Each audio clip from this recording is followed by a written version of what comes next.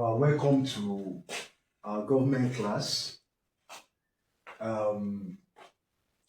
are going to be looking at a topic on government called organs of government. Organs of government. It's a pity some of our students, they cannot differentiate between organs of government and tiers of government. There's a big difference between tiers of government and organs of government.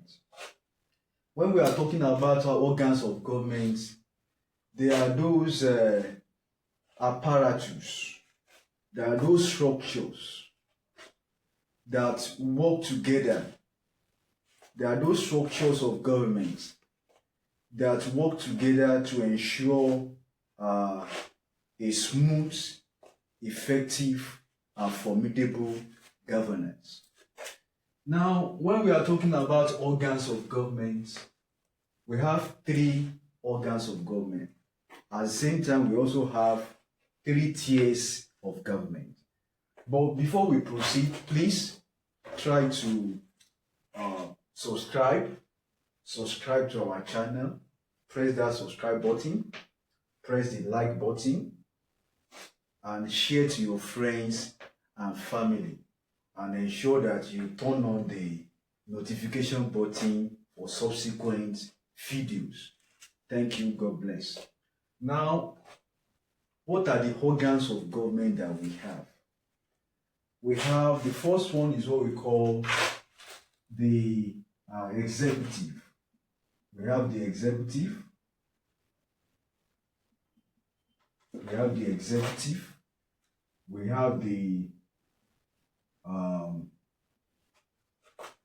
legislatures, and we also have the judiciary.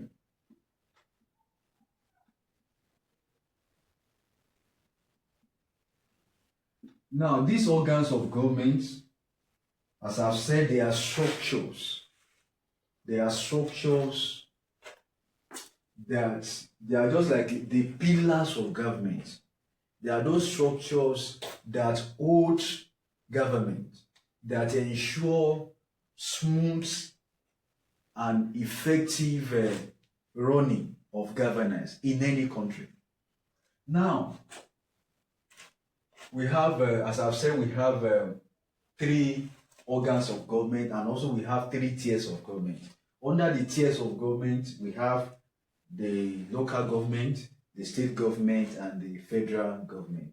That's why I say you as a student, you must be able to differentiate between the organs of government and the tiers of government. Now, we are doing justice to organs of government, so I'll be concentrating on that right now. Now, let's start with the executive. Who are the executive? The executive, they are those set of governments that enforce law and order in the country.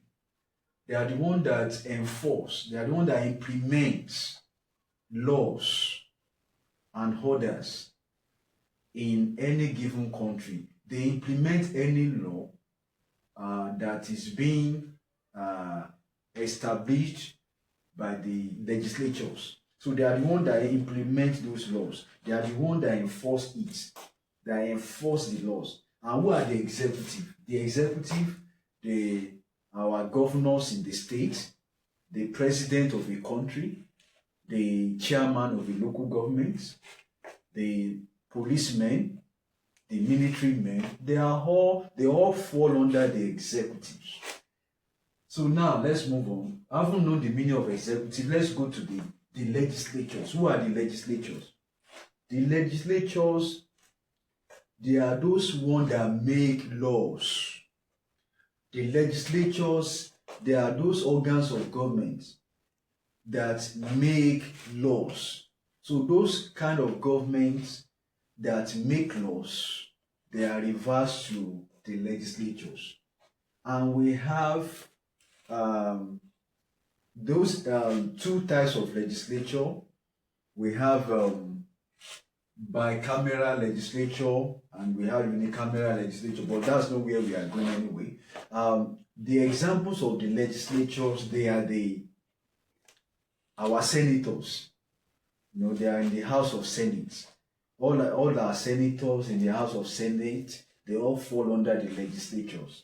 All our honorables in the State House of Assembly, they all fall under the legislatures. Our members of the House of Representatives, the members of House of Representatives, they all fall under the legislatures. And mind you, we have 109 senators in the House of Senate. We have 109 senators in Nigeria.